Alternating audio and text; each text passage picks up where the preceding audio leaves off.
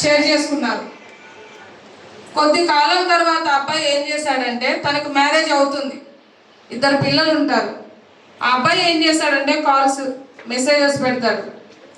నువ్వు గతంలో నాతో దిగిన ఫోటోలు ఉన్నాయి, నువ్వు ఇప్పుడు నేను అనుకున్న ప్లేస్కి రాకపోతే మీ హస్బెండ్కి చెప్తాను, లేదనుకుంటే సోషల్ మీడియాలో పెడతాను అని చెప్పేసి ఆ ఫోటోలన్నీ కూడా మార్ఫింగ్ చేసి నిన్ను బ్లాక్మెయిల్ చేస్తాడు. అటువంటి టైంలో ఏం చేయాలి మీరు? అందరూ కూడా చెప్పలేరు, ముందు ధైర్యం కావాలి కదా చెప్పాలంటే. ఇంటికాడ పేరెంట్స్ కూడా ఒప్పుకోరు కదా, పరువు పోతుందని ఆలోచిస్తారు. నెక్స్ట్ ఏంటంటే మీ మ్యారేజ్ అవ్వాలి అని అంటే ఇలాంటి విషయాలు జరిగినాయి, గతంలో ఇలా జరిగిందని చెప్పుకుంటారా?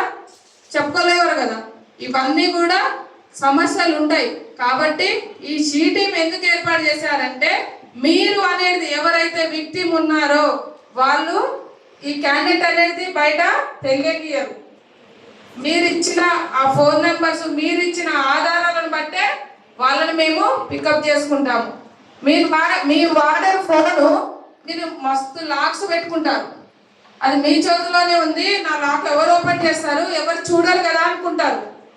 కానీ ఆ ఫోన్ మొత్తం కూడా మానిటరింగ్ అవుతుంది.